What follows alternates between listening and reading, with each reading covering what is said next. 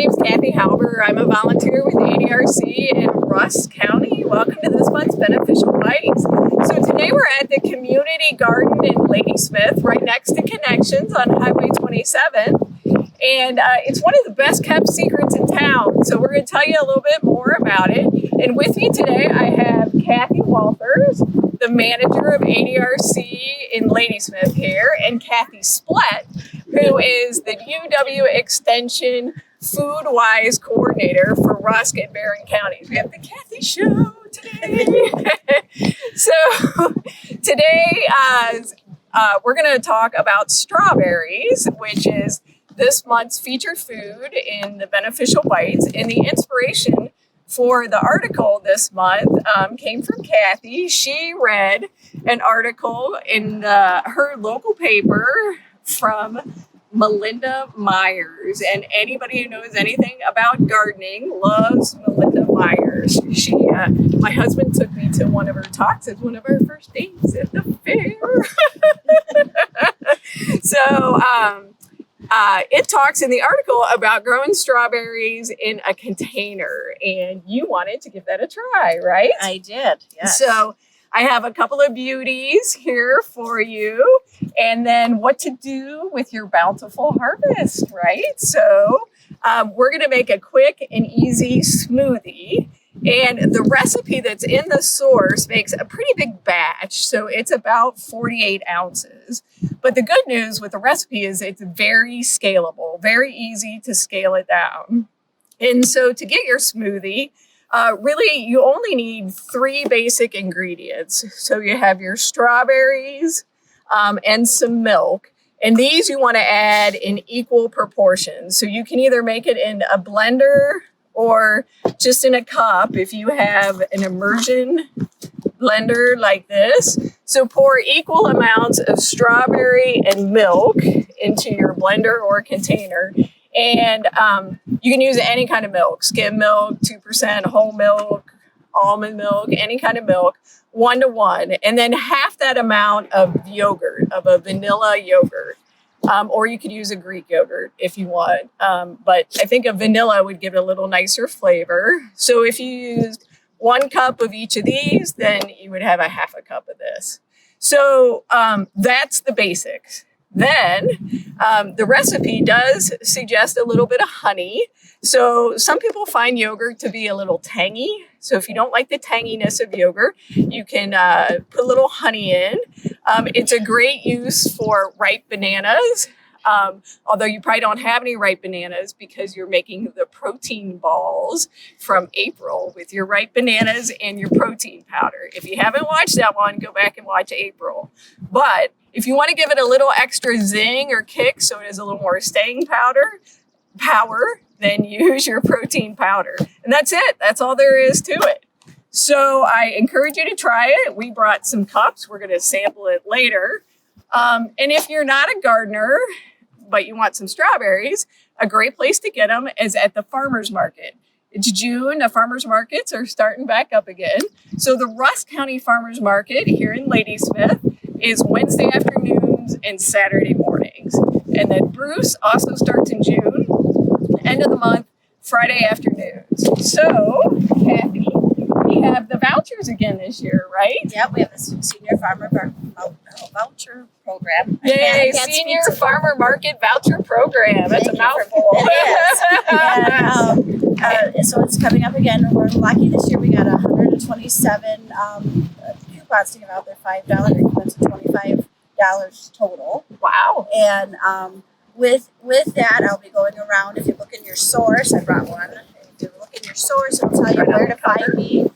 It's right on the cover, or you can just call us at the ADRC, and we can let you know where I'll be and if I have any left, because I'll start distributing on the 13th of June. Okay, and they are first come, first serve, right? They are, and there's an income limit, so that's why I look at the article too. Uh-huh. So look at that, and you have to be 55 or older if you're Native American, or 60 or older if you're not Native American. Okay, so, and only 1 per household, right? Yeah, so, only 1 per household. Okay, and then again this year, the Rusk County Farmers Market is going to have the double value coupon program. We've been actively fundraising for that. So that provides, once you come with your vouchers, I've got $25 worth of vouchers. When I spend those, I get the double value coupons. So the vouchers can only be used for produce grown in Wisconsin, right? So like if I grew those strawberries and I was a vendor, they could use it for that, right? Yeah, but if you got Georgia peaches, you can't. Right. And then the nice thing with the double value coupons, though, is that they can be used for any edible food that's at the market. So you can come with your voucher, get your strawberries, get a double value coupon, and then go buy meat, eggs, pies, any goodie that's edible at the market. So make sure you use the full value of your voucher because there is no change allowed to be given. Right. Oh, that's a great point. So they're in $5 increments, and you have to buy $5 at a time. You can't get change. So if you only use $4, you're losing out on $1. So right. Yeah, make sure you use that unless you don't care if you lose out. I would care. Yeah, great tip. So we'll see you at the market. You'll be on the market on the 18th. Yeah, I'll be there. And if there's any vouchers left, I'll bring those with me.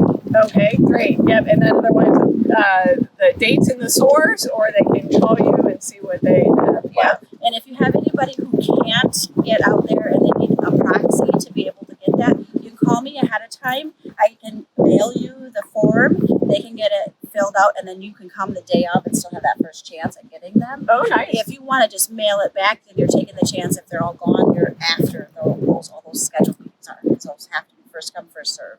So if you have that, we have to do it that way. But we want to make it equally fair for people that can't get out of their home to still get that.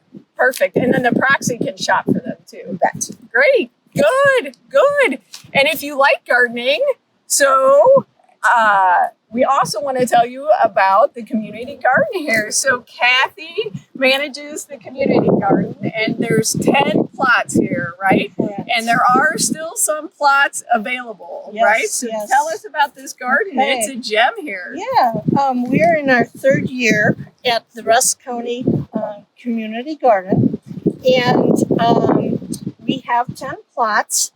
2 of them, which you see we just planted, are our community plots. And the produce that comes off of these plots are then donated to the food pantry. And so far we've just been supplying them to the Connections Food Pantry. We would hope someday that our garden would get big enough and that people would volunteer and come and help us, that we could distribute some produce to all of the food pantries that are in Rusk County. Right, and Meals on Wheels. Right. We'll take it. To the senior nutrition program too, So, because we all know the importance of eating fresh fruits and vegetables, and when we do live in food deserts, sometimes the availability just isn't there. So we want people to be able to have that ability to come and get it at pantries. But the big thing is with the community garden is that they can come, rent a plot, and learn to garden themselves and grow your own food.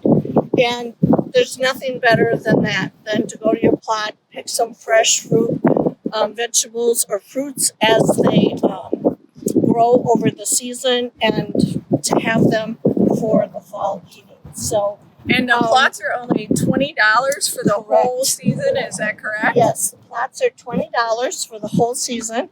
And if that is a barrier to you, we do offer scholarships. So we just want people to learn to garden, and we have master gardeners that are available that will help you learn. And so we are getting more people involved, and we need volunteers all the time, of course, because we need watering and weed pulling once those weeds start. And so it's a wonderful place to come, and especially when people come at the same time, because you form a family and you get to know each other, and you enjoy coming and working together and helping each other out. So think about it. Come to register to get a plot.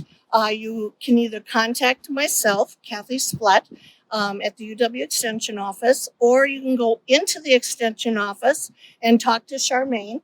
and she will give you the paperwork, and that's all you need. Then you just need to bring your equipment, hose, whatever you want to use, your hands, and come and plant. And we do have some seeds available at the extension office. And also remember that the garden is open to anyone, any income, anybody can come. But if you do receive food share, you can use your food share dollars to buy plants and seeds. So it's a really good asset and a good way for you to grow food for yourself. Great. Good. Well, thanks, ladies. We're going to try ourselves a little strawberry smoothie. And thanks for watching. And we'll see you again next month. We're going to be back over at the DNR and we're going to talk about fishing. They're going to give us some good fishing spots and maybe some good not spots to go to. And we'll see you next month. Thanks. Bye.